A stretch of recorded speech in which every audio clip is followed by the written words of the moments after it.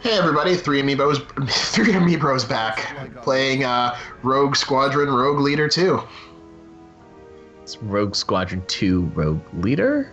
Ah! It's confusing, whatever, it's Star fine. Wars? Star Wars. Yes, Star Hey, do you Wars. like Star Wars? Here's Star Wars.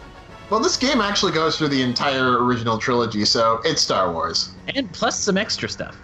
Yeah, So, and plus like some full of alternate plus. universe stuff. Yeah.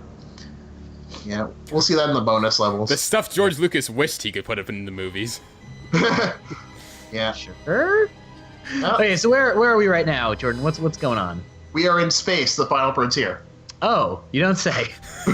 Yeah, so Tell us more. we're in a system where apparently some stuff went down, and there's a dead Star Destroyer, just pieces of it wandering about, and there's a nebula that we have to go through, and it's very, very cloudy. So we're going to get introduced to a few different mechanics in this game.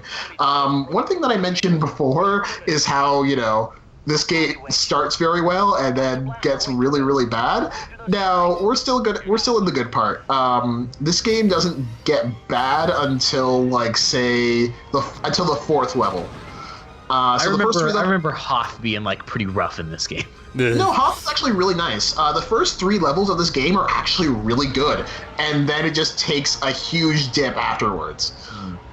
Yeah, and something I've said after I finished this game for this playthrough was I feel like there was a really good designer who designed the first 3 levels of this game and maybe the last level, and then he just got fired or something because the most of the levels of this game do not feel like they were by the same person or the same team even.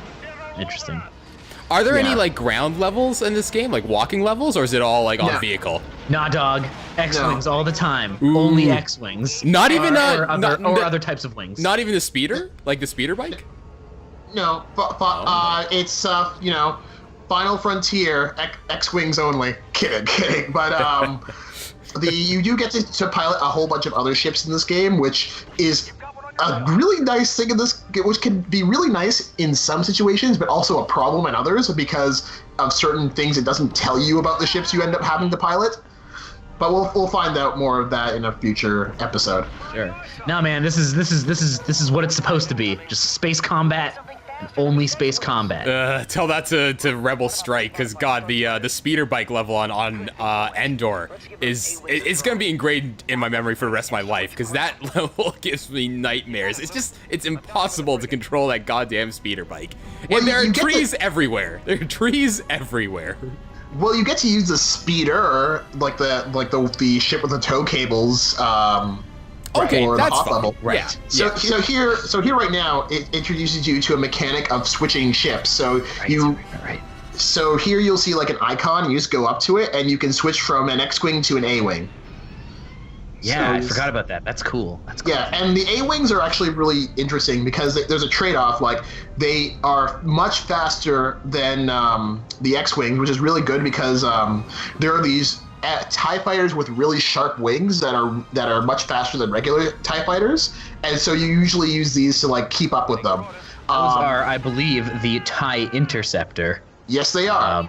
I mean, so I used to play a lot of X-Wing when I was a kid and TIE Fighter, so I'm intimately familiar with the fighter ships of the Star Wars universe.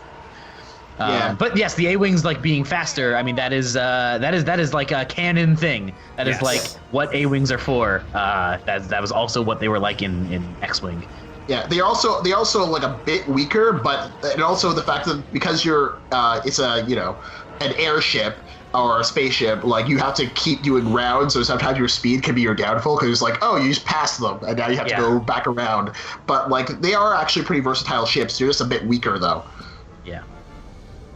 Yeah, but here it's it actually becomes interesting because this level sort of gives you a reason to use your targeting computer, because you'll find out soon that when you're deeper into the nebula, it becomes kind of harder to see where the enemies are. So you just start using the targeting computer and you can sort of see where everything is. Mm-hmm. If we can jump Yeah, like here. this nebula, we're all clear. I've got a bad feeling about this. That's the thing that people say in all the Star Wars movies. Classic.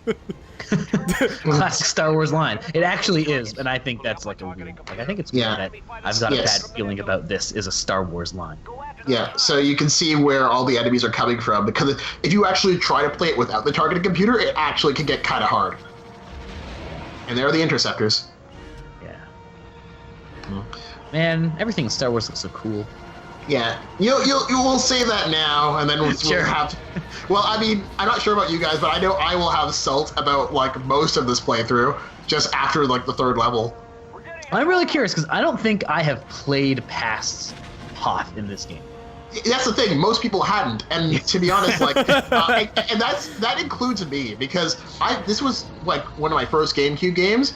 And before this playthrough, I had never actually finished it.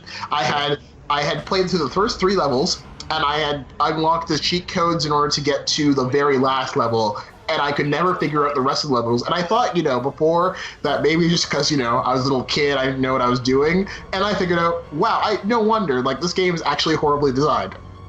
Yeah, we have effect on that kind of effect. I think applies to a lot of games now. Like trying to go back and play like old games. Like I went back to play Crash Twinsanity a few months ago, remembering it to be like an amazing game. But now it's like Crash Bandicoot game is that? Crash Twinsanity was was a game that came out after Wrath of Cortex, I want to say. So they tried to make Crash a more of an open world game.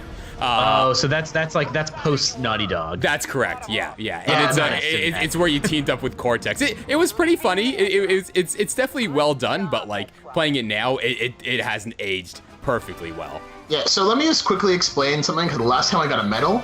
Now, if you look at these little requirements, they are really, really arbitrary, and they just went by. But the requirements for the medals are really, really arbitrary and are hard to fulfill. So there's actually not a really good way to get them. So you end up having to do, like for me, I just got some medals by pure accident because it wasn't worth the effort to try and get them.